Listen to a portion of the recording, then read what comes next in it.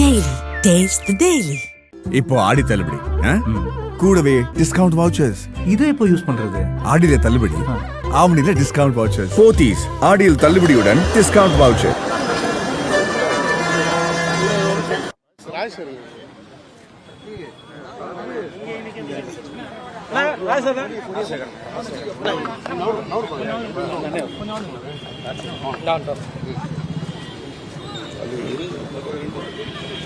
பெருந்தலைவர் காமராஜர் அவர்களின் 122வது பிறந்த நாளை ஒட்டி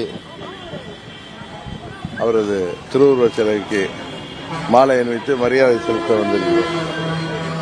வேற எது இருந்தா கேளுங்க, வேற எது இருந்தா கேளுங்க.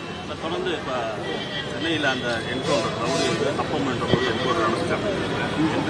தமிழக நேற்று அவர் வந்து துப்பாக்கி யூஸ் பண்ணியிருக்காரு அப்படின்ற மாதிரி ஃபர்ஸ்டேஜ்லாம் கொடுத்துருக்காங்க. அதான் போலீஸ் கஸ்டடியில் இருந்தவர்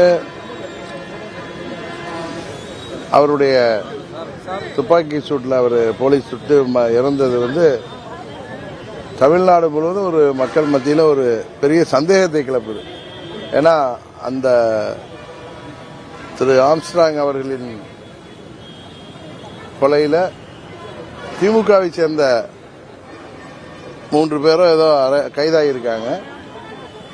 இந்த நேரத்தில் காவல்துறை இது மாதிரி அதில் கைதாகிருக்கிற ஒரு கைதியை என்கவுண்டர் பண்ணியிருக்காங்கன்னா அது பல சந்தேகங்களை கிளப்புகிறது. இதற்கெல்லாம் காலம் பதில் சொல்லும் என்றும் நீதிமன்றம் அதற்கு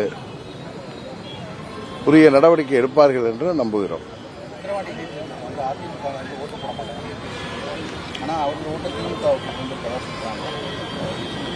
அவர் அதிமுகவுடைய பொதுச் செயலாளருங்கிற பதவியை புரட்சி தலைவர் மாதிரியோ அம்மா மாதிரியோ தொண்டர்களால் தேர்வு செய்யப்பட்டு வரல.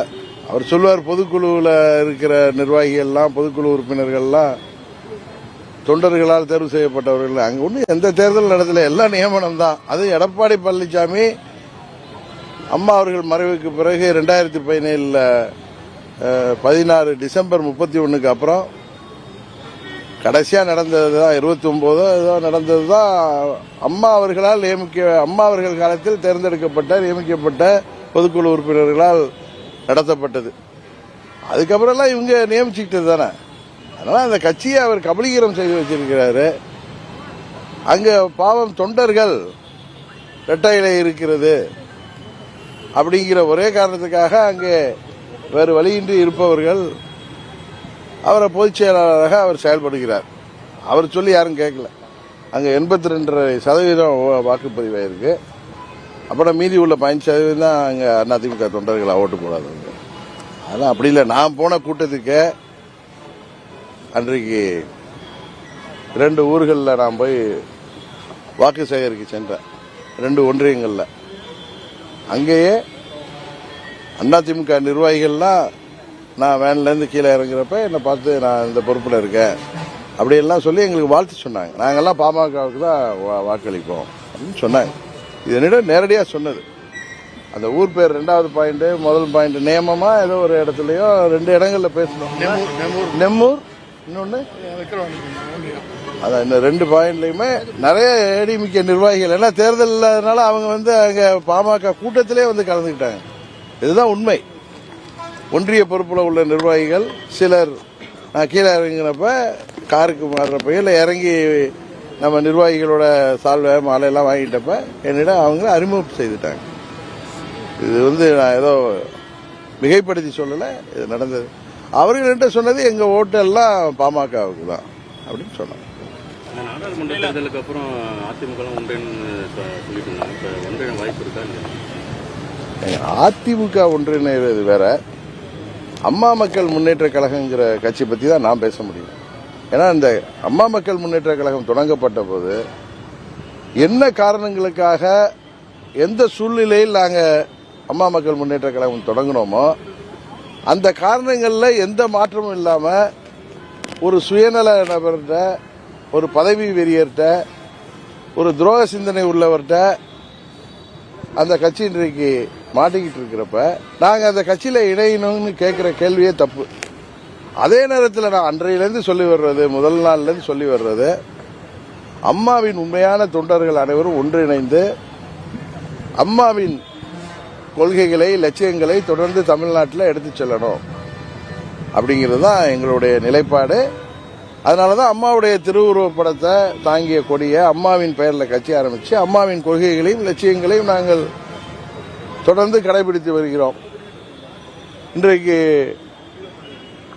எங்களால் தேர்தலில் வெற்றி பெற முடியாமல் போயிருக்கலாம், ஆனால் எங்கள் லட்சியம் பயணம் என்றைக்கும் தொடரும். வருங்காலத்தில் உறுதியாக நாங்கள் வென்றெடுத்து அம்மாவின் லட்சியங்களை தமிழ்நாட்டில் கொண்டு செல்வோங்கிறது தான் எங்களுடைய நிலைப்பாடு. அதில் நாங்கள் எங்களது இறுதி சுவாசம் உள்ளவரை போராடுவோம். சட்டமன்ற தேர்தல் வந்து இப்போ அதிமுக வந்து நாம் தமிழரோட கூட்டணிக்கு சம்பளம் வச்சிருக்கிறார். எனக்கு அதை பற்றில தெரியல. மற்ற கட்சிகள் கூட்டணியை பற்றி நம்ம பேச வேணாம். என்னிட்ட தேசிய ஜனநாயக கூட்டணியை பற்றி கேளுங்க, நான் பதில் சொல்றேன். தொடர்ந்து வலியுறுத்துறாரு. இபிஎஸ் வந்து அந்த ஆலோசனை கூட்டத்தில் கூட எல்லாமே ஒன்றிணைந்துதான் இந்த வரக்கூடிய 2020 தேர்தலில் பண்ண முடியும் அப்படின்ற போது ஓபிஎஸ் அவர் வந்து தொடர்ந்து வந்து வலியுறுத்திட்டே இருக்காரு.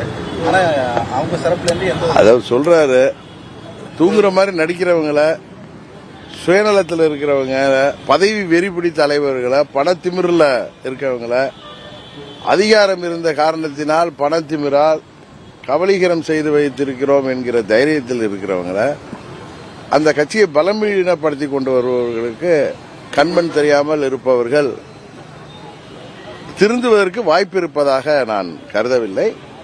அதே நேரத்தில் உண்மையான அம்மாவின் தொண்டர்கள் அனைவரும் உறுதியாக ஒன்றிணைவோம். ஏன்னா அந்த தொண்டர்கள் எல்லாம் வெளிப்படைந்து இன்றைக்கு இரட்டை இலை இருக்கின்றது என்பதால் தங்களை தாங்களே ஏமாற்றிக் கொள்வதிலிருந்து அவர்கள் வெளியில் வந்து உண்மையான தொண்டர்கள் எல்லாம் ஒன்றிணைந்து அவர்கள் விரும்புகின்ற தலைமையை தேர்ந்தெடுக்கும் பொழுது அந்த அம்மாவின் இயக்கம் உறுதியாக மீண்டும் அம்மா காலத்தில் இருந்தது போல இருக்கும் என்று நான் நம்புகிறேன். கர்நாடகா வந்து காவிரிக்கு தண்ணி தர முடியாது,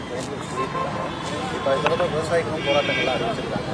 நம்ம இங்கிருந்து வலியுறுத்த மத்திய அரசு கர்நாடகாவுக்கு வலியுறுத்திருக்காங்க. அதாவது தமிழ்நாடு அரசாங்கம் இன்றைக்கு தமிழ்நாட்டு அரசாங்கத்தை நடத்தி கொண்டிருக்கிற திரு ஸ்டாலின் அவர்கள் இது எளிதாக இதுக்கு தீர்வு கண்டுபிடிச்சிடலாம்.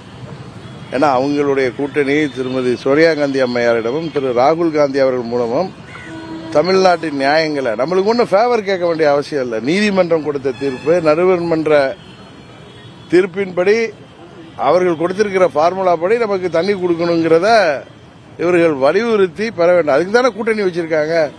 இங்க வெற்றி பெறுவதற்காக மட்டும், தேர்தலுக்காக, வாக்கு வங்கி அரசியலுக்காக மட்டும் இந்த கூட்டணி இருக்குது. மக்களை கவனித்து வருகிறார்கள்.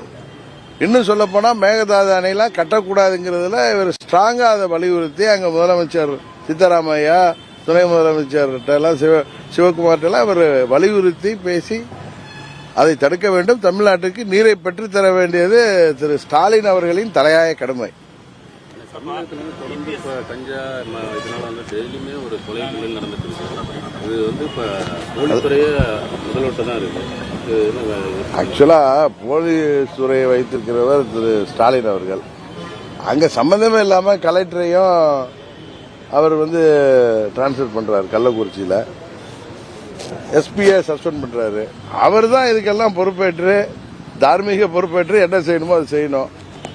அதுக்கப்புறம் அந்த சோக நிகழ்ச்சி கள்ளக்குறிச்சி தொடர்ந்து 10 நாளே விக்கிரவாண்டி பக்கத்தில் ஒரு ஜெயராமன் ஒருத்தர் தவறினாரு கள்ளச்சாராயத்தில். இன்னும் பல சம்பவங்கள் நடந்துட்டு தான் இருக்கு. அது மாதிரி போதை மருந்து வியாபாரம், கஞ்சா வியாபாரம் தமிழ்நாடு முழுவதும் கொடி கட்டி பறக்குது.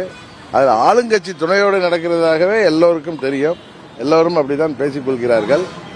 அப்படி இருக்கிறப்ப இந்த ஆட்சியில போதை கலாச்சாரம் பெருகி இளைஞர்கள் எல்லாம் வேலை வாய்ப்பு இல்லாமல் போதை மருந்துக்கு அடிமையாகி கூலிப்படைகளாக மாறி வருகிறார்கள். அதான் தினம் 2 கொலை 3 கொலை நடக்குது. இதற்கெல்லாம் அந்த முதலமைச்சர் வருகின்ற தேர்தலிலாவது பதில் சொல்வார் என்று நம்புகிறோம். ஏன்னா இப்ப ஏதோ ஓட்டுக்கு 2000 3000 கொடுத்து மக்களை விலக்கி வாங்கிவிட்டோம் என்று ஆளுங்கட்சி என்கிற காரணத்தால் மக்கள் வாக்களித்திருக்கிறார்கள். இன்னும் 1.5 வருஷத்துல ஒன்றும் மாற்றம் வரப்போது போல இவங்களுடைய. அதனால 26ல் பெரிய மாற்றம் வரும் என்கிற நாம் நம்புகிறோம்.